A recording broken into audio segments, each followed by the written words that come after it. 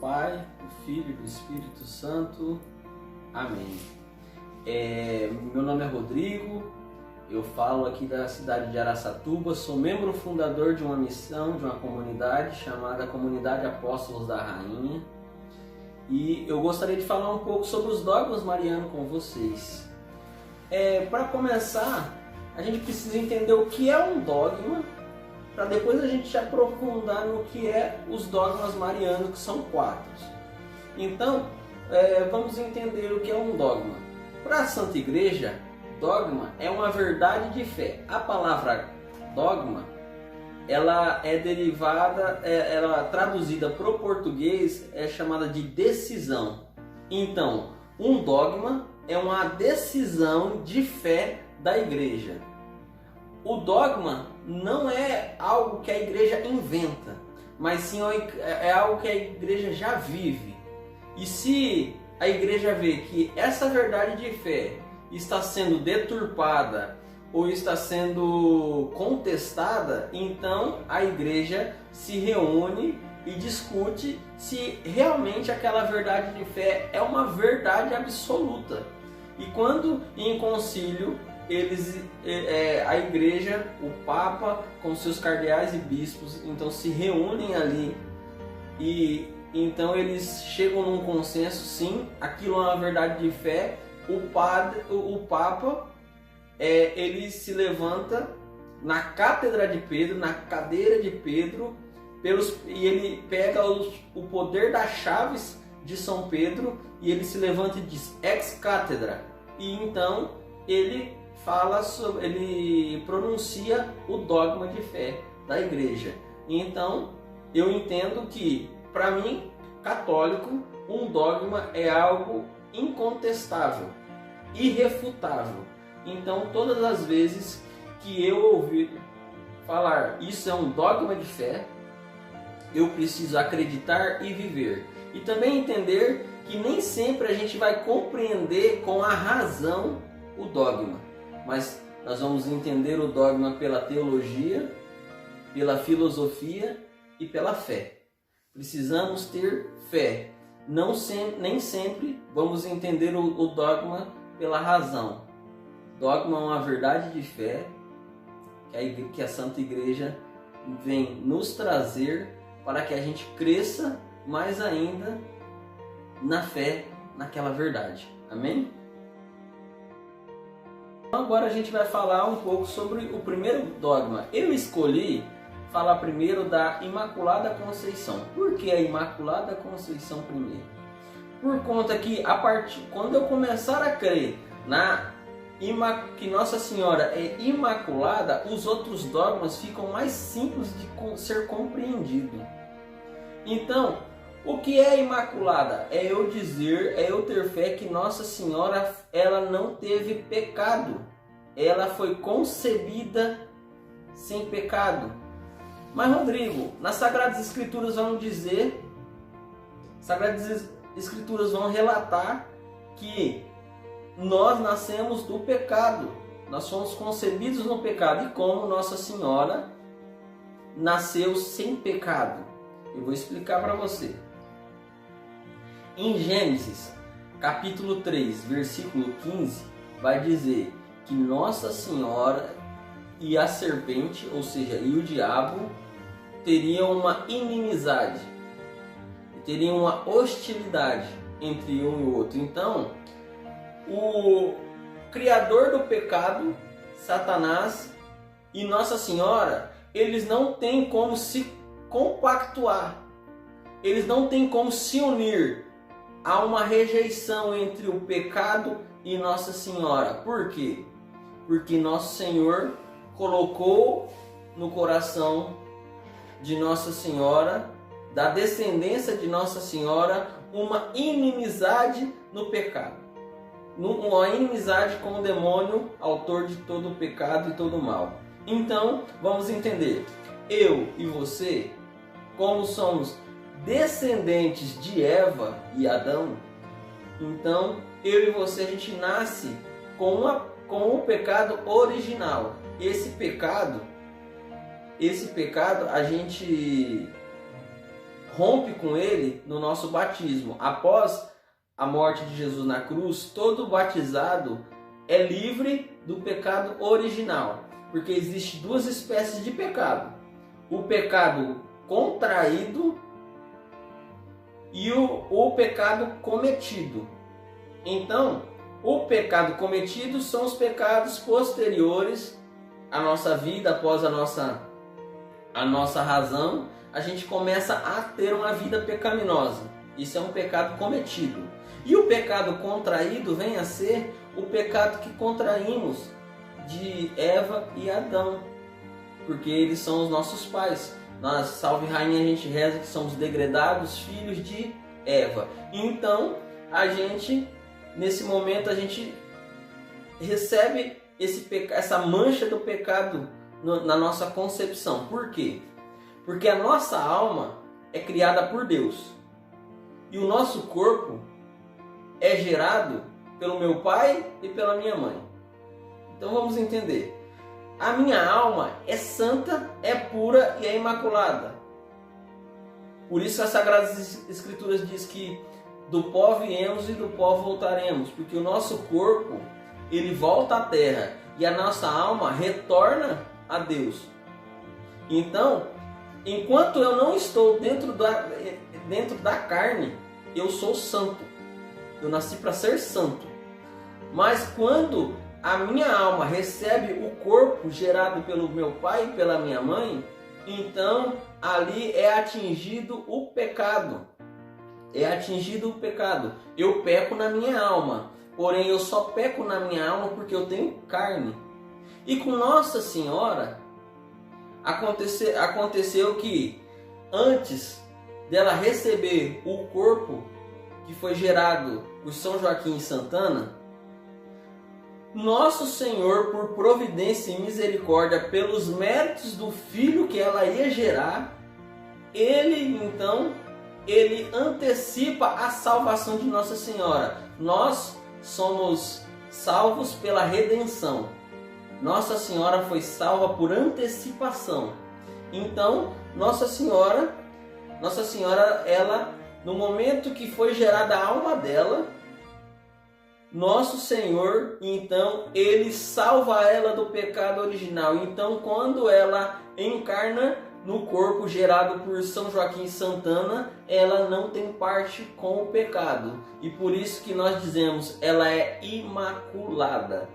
Isso também vem provar a onipotência de Deus, porque Deus é onipotente. Como diz Lucas 1, capítulo 36, porque para Deus nenhuma coisa é impossível. Então é possível que Ele a preserve do pecado, não pelos méritos dela, mas pelos méritos do Filho que ela vai gerar na carne dela, que é nosso Senhor Jesus Cristo.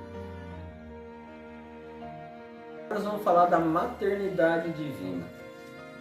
O que é a maternidade divina? É a gente proclamar, confessar que Nossa Senhora é mãe de Deus, mãe do Deus feito homem. Alguns hereges no caminho da igreja, no decorrer dos séculos, eles começaram a falar que Nossa Senhora era mãe apenas de Jesus homem. Então, eles querem dessa forma separar a humanidade de Jesus da divindade de Jesus.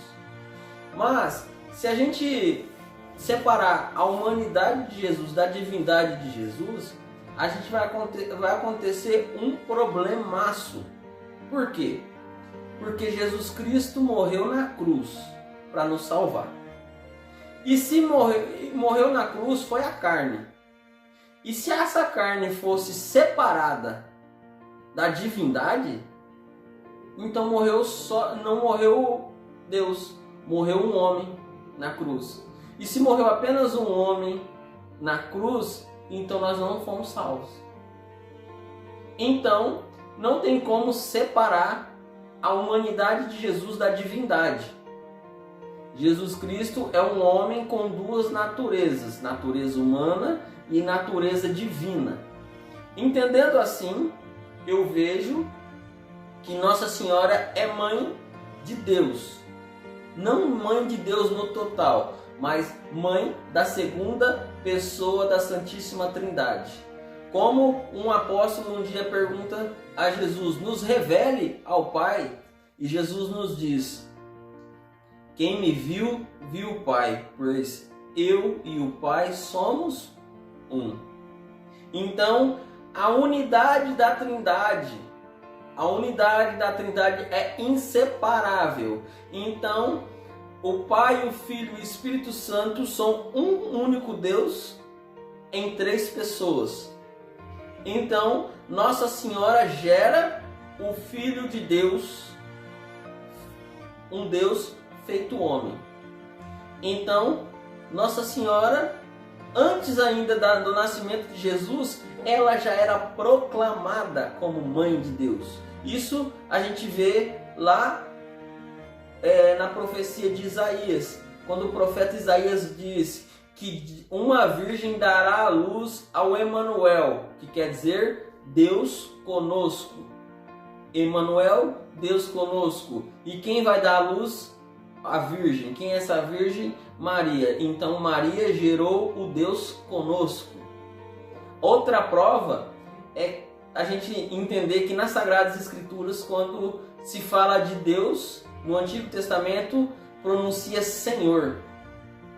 Senhor com S maiúsculo. E quando fala de senhores dessa terra, as Sagradas Escrituras relata com S minúsculo. Então sempre que fala Senhor, fala com S maiúsculo. E no capítulo 1, versículo 38, 39 de Lucas, Isabel vai relatar que Maria foi até ela e ela diz: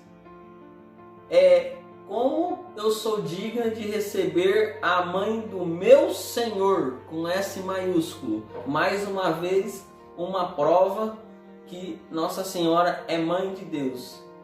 E na carta de Paulo diz: eis que na plenitude dos tempos Deus enviou o seu Filho nascido de uma mulher. Quem é essa mulher? Maria, a mulher de Gênesis a Apocalipse. Essa mulher que Paulo fala é a virgem que Isaías fala e é aquela que exalta Isabel. Isabel exalta ela dizendo que é mãe do meu Senhor. Então não temos dúvida que Maria é mãe de Deus, a segunda pessoa da Santíssima Trindade, inseparável. Então a Santa Igreja, vendo que muitas pessoas iriam contra essa verdade de fé, então no ano de 431, no Concílio de Éfeso, a Igreja declara: Nossa Senhora é Mãe de Deus, Maria é Mãe de Deus. E os cristãos gritavam no meio do povo: Salve Maria, Mãe de Deus! Salve Maria, Mãe de Deus! Porque os cristãos já estavam esperando uma resposta da Igreja para a maternidade divina. Amém? Nós vamos falar um pouco sobre a virgindade perpétua de Nossa Senhora, dogma da Santa Igreja, que Nossa Senhora é sempre virgem. Então, aqui a gente vê que há muitos boatos que Jesus Cristo teve outros irmãos. Só que as Sagradas Escrituras, quando fala que Jesus Cristo teve irmãos, ela nunca fala que Maria teve outros filhos, nem José. Por quê? Quem são esses irmãos de Jesus que as pessoas atestam que são filhos de Maria? Esses irmãos são primos, são parentes próximos, porque se você pegar, naquela época não se usava a palavra primo, se usava a palavra irmãos. Então, alguns irmãos que é relatado de Jesus são, na verdade, primos de Jesus. Maria, mãe de Jesus, apenas teve um filho. Nossa Senhora virgem antes do parto, pois Isaías, no capítulo 7, vai dizer que a virgem dará à luz. Nossa Senhora é virgem durante o parto, pois a tradição da igreja vai nos ensinar que nosso Senhor Jesus Cristo, ele passa sobre os genitais da Santíssima Virgem sem ferir, sem macular, sem romper com o ímen feminino da Santíssima Virgem. Como isso? Lembrando que sempre precisamos usar a fé e não a razão, pois nosso Senhor é a luz que vem do mundo, e fora do Senhor só há trevas. Então a luz, assim como uma luz passa sobre um vidro sem quebrá-lo, assim também o Filho de Deus passa do útero da Virgem Maria para essa terra sem corromper o ventre e o ímen da Santíssima Virgem. Isso é a tradição da igreja que nos diz. Nossa Senhora, a gente vê que até os 12 anos de Jesus, ela vivia com São José, porém eles não tinham o ato conjugal. Tanto isso prova que com 12 anos de idade eles perdem o menino e ele não se relata de alguns irmãos de Jesus.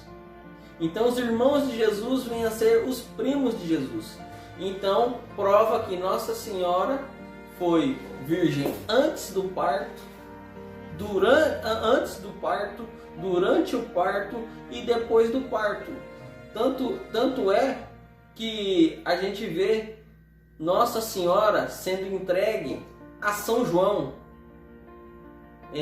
No Evangelho de São João, capítulo 19, versículo 25, vai dizer que perto da cruz de Jesus estava ali Maria e João. E então Jesus olha para João e olha para Maria e fala: mulher, eis aí o teu filho. Filho, eis aí a tua mãe. Por que Jesus diz isso para São João? Ele diz isso porque Maria não tinha, São José já tinha morrido e Nossa Senhora iria ficar sozinha, sem nenhum filho, como uma viúva perdida, como as viúvas do tempo judaico. Então Jesus ele separa João para estar com a Virgem Maria. Se Maria tivesse outros filhos, Jesus não iria ordenar que João cuidasse dela, mas sim ordenaria que os próprios filhos. Então prova mais uma vez que Maria não teve outros filhos. Então é outra prova para dizer que Maria é virgem, virgem perpétua, sem igual. Ela sobe a Jerusalém como uma virgem oferente, como modelo de santidade, como modelo para nós. Nós conseguimos entender, e a igreja entende e proclama e repete esse dogma em vários concílios da igreja, que Nossa Senhora foi virgem antes, durante e depois do parto. Por isso que nós temos que dar a entender e a viver com fé o dogma da virgindade perpétua, pois o Senhor Jesus nasceu da Virgem Maria sem auxílio de homem, como diz nas Sagradas Escrituras, que ele foi fruto de uma obra divina, não de mãos humanas. Amém? Nós vamos falar sobre a Assunção de Nossa Senhora. Nossa Senhora, a igreja declara em 1950 pelo Papa Pio XII que Nossa Senhora foi elevada ao céu de corpo e de alma. Como que aconteceu isso? Nossa Senhora, como a gente fala nos relatos dos outros dogmas, Nossa Senhora foi preservada do pecado. Então, Nossa Senhora não teve inclinação do pecado. E o Catecismo da Igreja Católica vai dizer, as Sagradas Escrituras primeiro diz que o salário do pecado é a morte. O Catecismo diz que a consequência de pecar é morrer. Então, nós sofremos por dores, por doenças, pela morte, pela concupiscência e pela degradação. O nosso corpo, ele se decompõe na terra. Do pó viemos e do pó retornaremos. Por quê? Por conta dos nossos pecados. Então, nós sofremos essa decomposição, essa maculação, essa corrupção do nosso corpo. E Nossa Senhora, ela não teve nada a ver, ela teve uma aversão ao pecado, então ela não tinha por que ela passar pela morte. Não tinha por que ela passar pelo sofrimento de estar numa cova, o seu corpo está numa cova em decomposição, em corrupção. Então, ela recebe, a igreja, os teólogos dizem, um momento de dormição.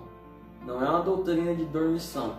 É um momento que ela repousa, e no seu repouso, o Filho então vem e eleva ela aos céus. Nosso Senhor Jesus Cristo, ele teve a sua ascensão. Ele sobe pelo poder de sua força onipotente. Ele era Deus. Nossa Senhora, ela é assunta. Ela é elevada pelo poder do seu filho. Que, como um filho que amava muito a mãe, sentiu saudade dessa mãe, então eleva ela aos céus, de corpo e de alma. Nós, quando morrermos, a nossa alma pode subir diretamente para o céu, ou passar um período de purificação num estado chamado purgatório. Ou que Deus nos livre, podemos ser danados ao inferno. Porém, com Nossa Senhora foi diferente. Nossa Senhora, ela sobe diretamente ao céu de corpo e de alma. Então a nossa alma pode ir para o inferno, para o céu ou para o purgatório. O nosso corpo, quando na parousia de Nosso Senhor, então, ele vir e julgar o mundo, então o nosso corpo sai de nossa sepultura, como diz as Sagradas Escrituras e também como também a tradição da igreja. Os nossos corpos, a gente vai receber um corpo glorioso, no juízo particular. Quando a gente morre, no juízo universal. Quando a gente morre, a gente tem um juízo particular e depois passaremos pelo juízo universal. E nesse juízo universal, aí sim a gente recebe um corpo glorioso. Com Nossa Senhora não. Nossa Senhora já está no céu de corpo e de alma. São Pio de Pietrelcina, Santa Teresa de Ávila, Santa Teresinha do Menino Jesus, todos os nossos santos de devoção estão no céu, em espírito, pela sua alma. O seu corpo, depois da volta de Jesus, eles vão receber um corpo glorioso. Então, Nossa Senhora e Nosso Senhor Jesus Cristo são os únicos dois corpos físicos que estão no céu.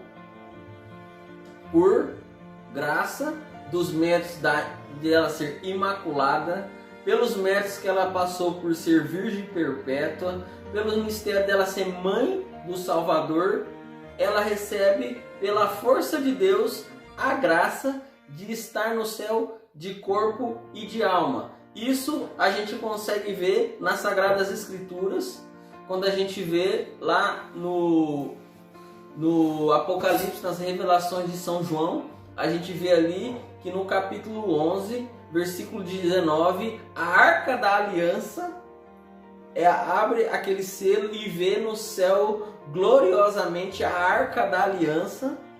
E depois aparece um outro sinal no céu, no capítulo 12, que diz que é uma mulher vestida de sol, como nosso Senhor é o sol da justiça. Então ela está revestida pela glória de Deus no céu. É um sinal no céu, uma mulher revestida de sol, com a coroa de 12 estrelas, que quer mostrar os 12 apóstolos. Então Nossa Senhora nas Sagradas Escrituras é revelada por São João. O discípulo que levou ela para casa revela que ele viu um sinal, uma mulher revestida de sol. E a gente vê que Nossa Senhora está de Gênesis a Apocalipse. Ela é a mulher de Gênesis 3, que tinha uma inimizade com a serpente. Ela é a virgem, uma mulher virgem, que Isaías diz. Ela é a mulher das bodas de Caná, quando Jesus diz: mulher, a minha hora ainda não chegou. Ela é a mulher que sobe o Calvário com Jesus. Ela é a mulher que estava em Atos dos Apóstolos no cenáculo. E ela é a mulher do Apocalipse. Ela é a mulher do Apocalipse, revestida do sol da justiça. Então, Nossa Senhora, a igreja declara pela boca do Papa Pio XII em 1950 que sim, é dogma, é verdade de fé e devemos crer que Nossa Senhora sim, ela é assunta ao céu de corpo e de alma. Que Deus nos abençoe. Salve Maria, em nome do Pai, do Filho e do Espírito Santo. Amém.